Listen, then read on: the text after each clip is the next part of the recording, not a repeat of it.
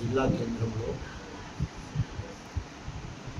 తెలంగాణ మాదిగ సైన్యం జిల్లా కార్యాలయాన్ని ఈరోజు మాదిగ బిడ్డల సమక్షంలో డాక్టర్ కత్తుల రవణ మాదిగ ఆధ్వర్యంలో వారు తెలంగాణ మాదిగ సైన్యం తొలి అధ్యక్షుడిగా వ్యవస్థాపకుడిగా ఏర్పాటు చేసుకొని రాష్ట్ర కమిటీలో భాగంగా ఈరోజు నల్గొండ జిల్లా కమిటీ కార్యాలయాన్ని ప్రారంభించుకోవడం జరిగింది. ముందుగా కత్తుల రవణకు వారి సైన్యానికి పేరు పేరున నా యొక్క మాదిగ ఉద్యమాభివందనాలు తెలియజేసుకుంటా ఉన్నాను. తెలంగాణ అస్తిత్వం కోసం, తెలంగాణ ఆత్మగౌరవం కోసం, తెలంగాణ ఉనికిని చాటడం కోసం, అదేవిధంగా దాదాపు 30 సంవత్సరాల నుండి కృష్ణ మాదిగ నాయకత్వంలో 1994 నుంచి వెళ్ళి 2024 వరకు, అంటే దాదాపు 30 సంవత్సరాల సుదీర్ఘ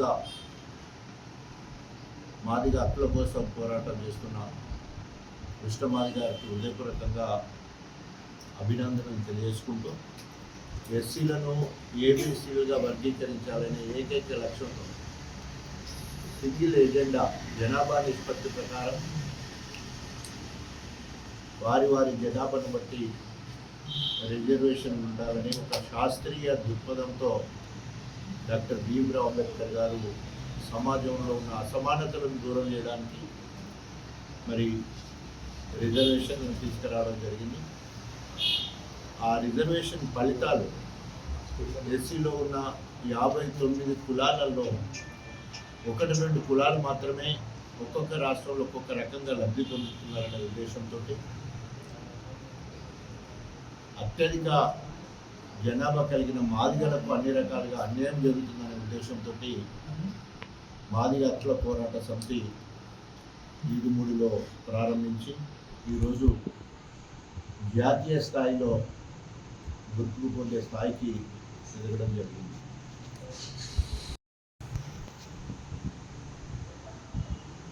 కత్తుల రవి ఒక లక్ష్యంతో మాదిగలందరినీ ఒక తాటి మీదకి తీసుకురావాలా, మాదిగలందరూ కూడా వివిధ రకాల ఆర్గనైజేషన్స్ తోటి దూరం అవుతున్నారు, మాదిగ సైన్యం పేరుతో అందరినీ సమీకరించాలి, ఐక్యం చేయాలి, హక్కుల కోసం పోరాటం చేయాలని ఒక లక్ష్యంతో మరి ఈ సంస్థను ప్రారంభించడం జరిగింది. వారికి హృదయపూర్వకంగా మరొకసారి అభినందనలు మరియు కృతజ్ఞతలు తెలియజేసుకుంటా ఉన్నాను. కారణం ఏంటంటే ఈరోజు తెలంగాణలో ఎస్సీల శాతం దాదాపు 18 నుండి 19% ఉంటుందని స్వయంగా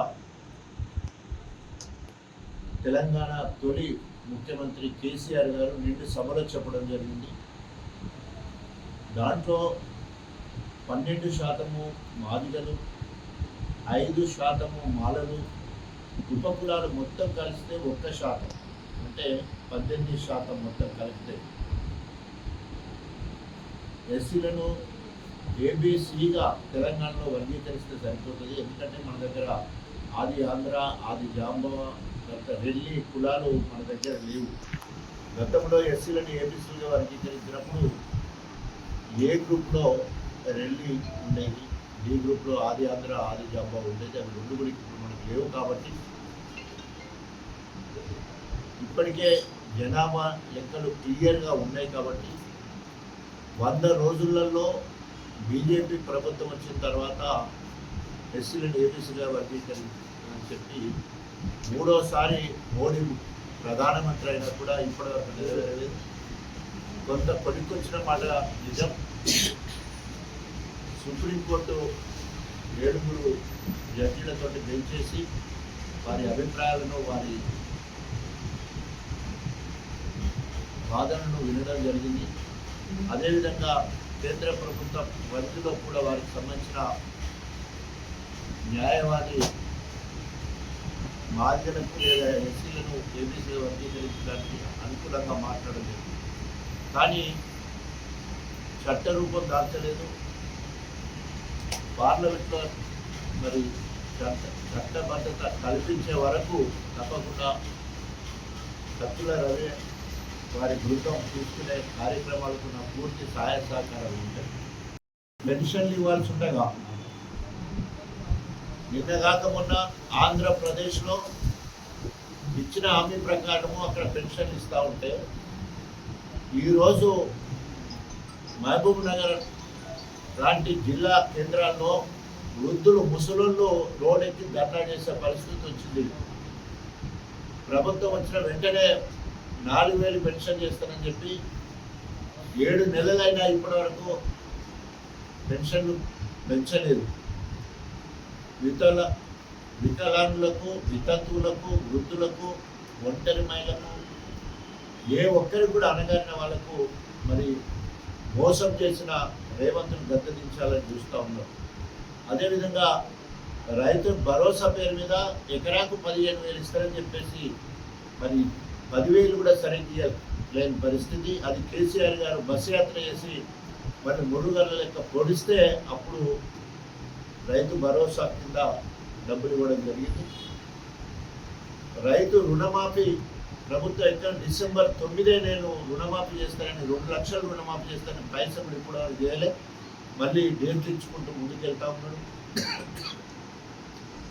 కళ్యాణ లక్ష్మి చాలా దిక్కులో ఇప్పుడు 6 నెలల నుండి 1,00,000 మందికి కళ్యాణ లక్ష్మి పెన్షన్, కళ్యాణ లక్ష్మి కింద 1,00,000 రూపాయలు ఇవ్వాల్సి ఉండే ఆ లక్ష్యముగా మరి దాని తోడు తులం బంగారం ఇస్తానని చెప్పిండు. తులం బంగారం దేవుడెరుగు అది వచ్చే కళ్యాణ లక్ష్మి 1,00,000 రూపాయలు కూడా ఇవ్వలేని పరిస్థితి కనబడుతుంది. ఆడపిల్లలు కాలేజీ చదివే ఆడపిల్లలకు స్కూటీ ఇస్తానన్నాడు. అది అతి లేదు, గతి లేదు. రైతులకు బోనస్ 500 రూపాయలు ఒట్ల మీద ఇస్తానన్నాడు.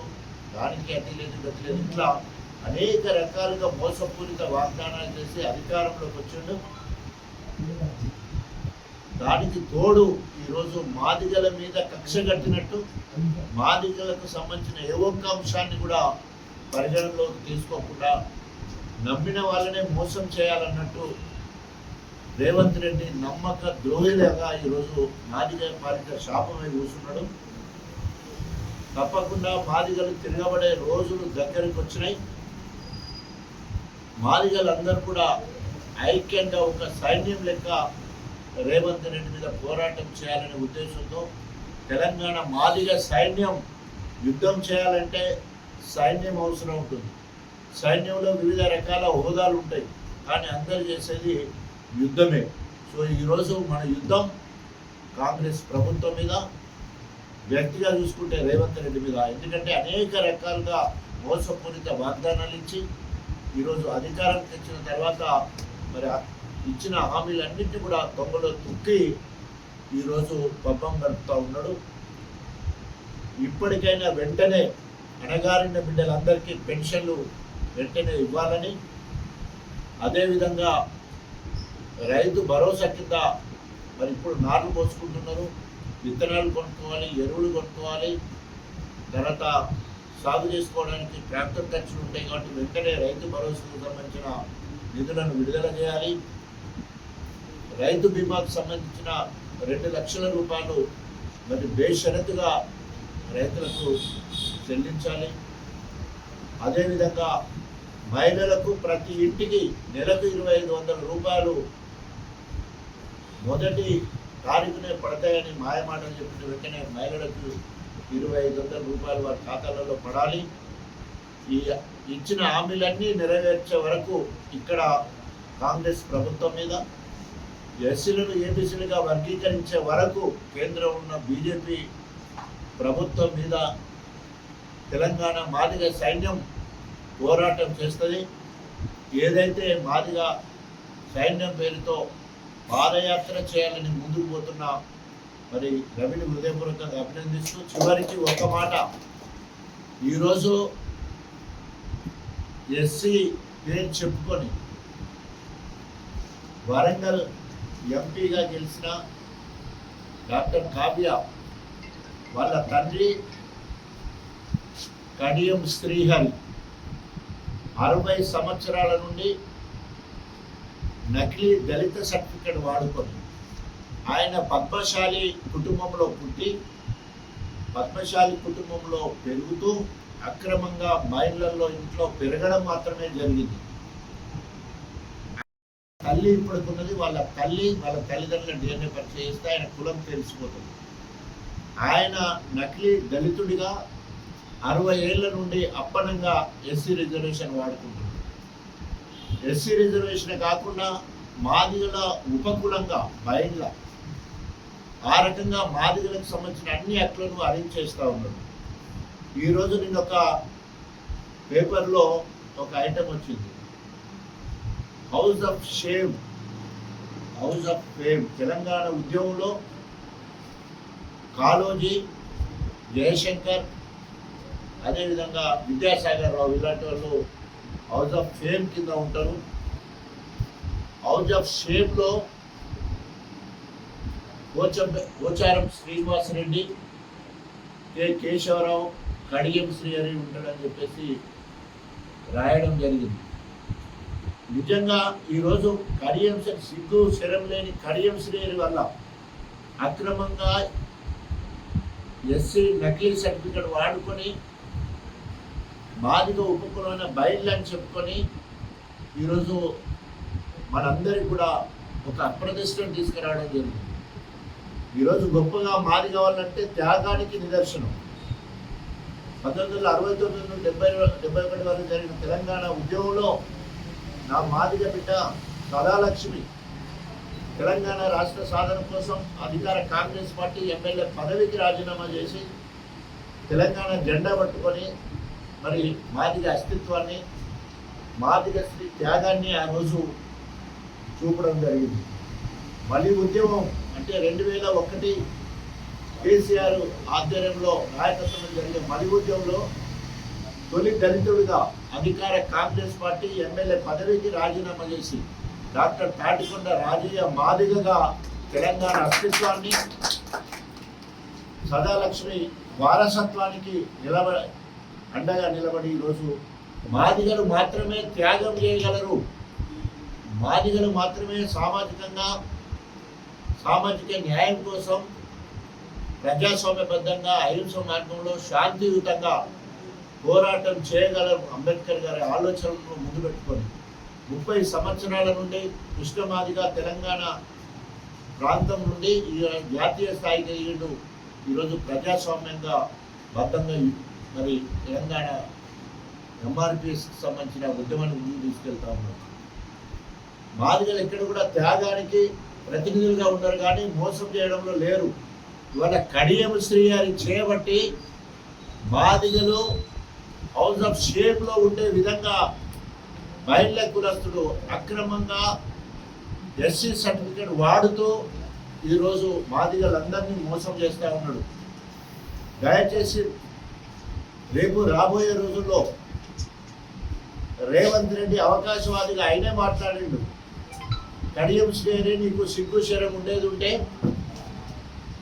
నువ్వు అసెంబ్లీలో ఒక హౌస్ కమిటీ వేసి నీ శీల పరీక్ష చేసుకో అని చెప్పిండు రేవంత్ రెడ్డిని.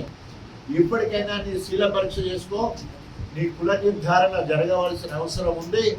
ఎందుకంటే ఇంకా మాదిగ ఉపకులాలు ఎస్సీ వాళ్ళు నీ నిరంకుశ పాలనను, అదేవిధంగా నీ వల్ల వచ్చే అప్రతిష్టను మేము భాగస్వాములు కావడానికి సిద్ధంగా లేము.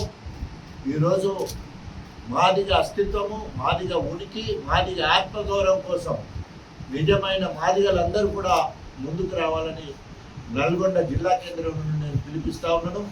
ఎందుకంటే మనందరికీ కూడా మాదిగ అని చెప్పే ప్రతి బిడ్డకు ఈరోజు ఆత్మగౌరవ సమస్య వచ్చింది. మాదిగలకు ఉనికి లేకుండా చట్టసభలలో తెలంగాణ నుండి చట్టసభలలో మాదిగలు కేంద్రంలో లేని పరిస్థితి, రాష్ట్రంలో క్యాబినెట్లో మాదిగలు లేని పరిస్థితి. అంబేద్కర్ గారి ఆలోచన, అంబేద్కర్ మాట జనాభా నిష్పత్తి ప్రకారము ఎవరికి రావాల్సిన వాటా వాళ్ళకు రావాలన్నప్పుడు బాధితులకు రావాల్సిన వాటా తప్పకుండా వచ్చి తీరాల్సిందే. కలగూర గంపలిక 59 కులాలను కలిపి 12% ఉన్న జనరల్ పాపులేషన్లో 12% ఉన్న బాధితులకు అన్యాయం చేయడం ఇది రాజ్యాంగబద్ధంగా కలిగే హక్కు. దాన్ని హరించేస్తున్నది కేంద్ర రాష్ట్ర ప్రభుత్వాలు. దానికోసం నిరంతరం పోరాటం చేస్తామని చెప్పేసి తెలియజేసుకుంటూ, ఇది మాదిగ ఉద్యమ చరిత్రలో ఈరోజు కొత్త అధ్యాయం మొదలవుతూ ఉంది.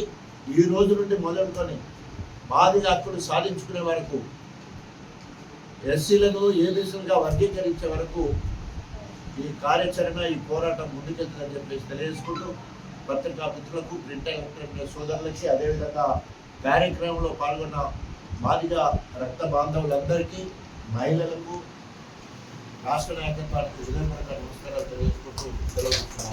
జై మాదిగ, జై మాదిగ, జై మాదిగ.